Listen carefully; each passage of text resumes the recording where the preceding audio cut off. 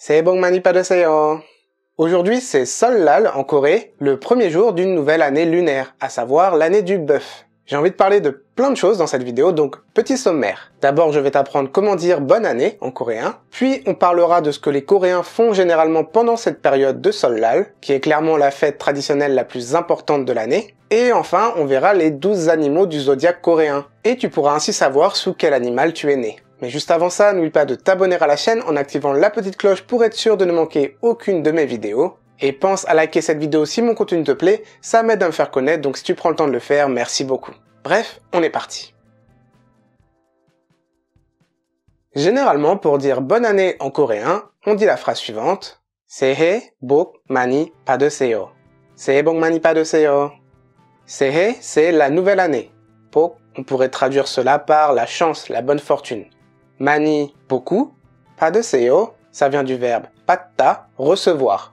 새해 복 많이 받으세요, littéralement, recevez beaucoup de chance cette nouvelle année. Alors cette phrase, elle finit en ese요, donc c'est la forme polie. Si tu souhaites dire bonne année à des amis proches, tu diras plutôt 새해 복 많이 받아.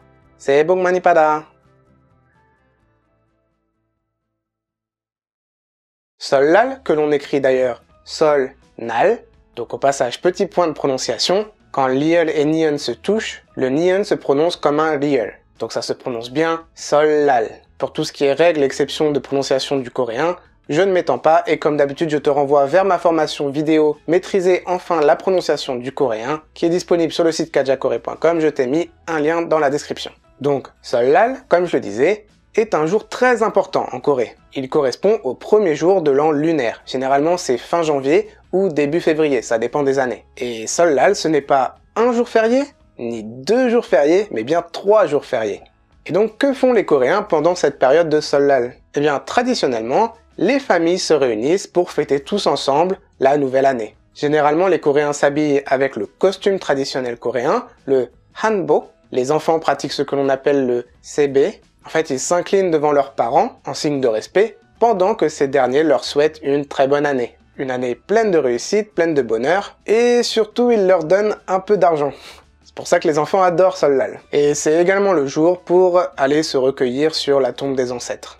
Enfin, côté nourriture, il est très courant de manger du tteokguk. Alors, qu'est-ce que c'est? Ce sont des tok, donc des tranches de gâteau de riz gluant, qui sont cuites dans du bouillon de bœuf. À table, on peut également retrouver des chon, et du japchae. Enfin, le jour de Seollal, c'est également le jour parfait pour jouer à des jeux traditionnels tels le yunori ou aller faire du cerf-volant si le temps le permet. Tout ça, c'est le Seollal traditionnel. Et j'ai demandé à plusieurs Coréens s'ils respectaient toujours cette tradition, et il semblerait que cela ait pas mal évolué au cours des 20 dernières années. Déjà, le port du hanbok, ça se fait rare, parce que de plus en plus de Coréens n'en ont pas, tout simplement. Et aussi, les jeux traditionnels, il semblerait qu'ils aient été un peu oubliés. Le reste est cependant toujours appliqué, plus ou moins, selon les familles, ça dépend de leur volonté de respecter les traditions. Mais voilà, de manière générale, ça se fait toujours. À noter que le tteokguk, dont je parlais plus tôt, est plutôt mangé le 1er janvier maintenant. Pourquoi? Parce que, traditionnellement, le tteokguk, c'est le plat qui te fait gagner un an. Alors, j'en avais parlé dans ma vidéo sur comment calculer son âge en Corée, mais les Coréens ne gagnent pas un an le jour de leur anniversaire, ils gagnent un an le jour de la nouvelle année. Et avant ce gain de un an, c'était à Seollal. Et maintenant, tous les Coréens gagnent un an au 1er janvier. Et du coup, ce tteokguk, comme c'est ce qui fait gagner un an, bah maintenant, on le fait plutôt le 1er janvier que à Seollal. La tradition a été décalée, en fait. Alors, l'astrologie coréenne est basée sur le calendrier lunaire. Elle est composée de 12 animaux du zodiaque, et chaque nouvelle année lunaire est représentée par l'un de ces 12 animaux. On va donc les voir un par un, et à la fin de la vidéo, tu sauras sous quel animal coréen tu es né. Mais attention, il existe une petite subtilité que je te présenterai à la fin. Le rat, tui. L'année 2020 était sous le signe du rat. Si tu es né en 2008, 1996 et ainsi de suite de 12 en 12, alors tu es né sous le signe du rat. Le bœuf, so. C'est l'animal de cette nouvelle année 2021, en espérant qu'elle soit meilleure que l'année dernière. Le tigre, 호랑이. Le lapin, 토끼. Le dragon, Yong, Yong. Le serpent, Pem, Pem.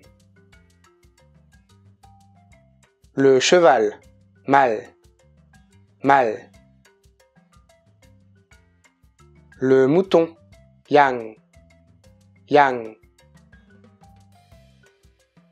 Le singe, Wansungi, Wansungi. Le coq, Tak, Tak. Le chien, Ke, Ke. Le cochon, Tweji, Tweji. Voilà pour les 12 animaux du zodiaque coréen. Cette année, le 12 février 2021, marque donc la nouvelle année du bœuf. Attention, si tu es né en janvier ou début février, il est possible que le nouvel an lunaire ne soit pas encore passé au moment de ta naissance. Auquel cas, tu es né sous le signe de l'année précédente. Dans mon cas, je suis né le 2 février 1991, oui, j'ai passé 30 ans, mais cette année-là, Sol-Lal, c'était le 15 février 1991. Donc même si je suis né en 91, qui est l'année du mouton, je suis en fait né pendant l'année lunaire précédente, à savoir l'année du cheval. Et c'est quand même bien plus classe, hein, sans rancune les moutons. Bon, et toi, dis-moi en commentaire sous quel animal coréen tu es né. Quel est ton signe du zodiaque coréen? Encore une fois, c'est Bong Mani Padeseo.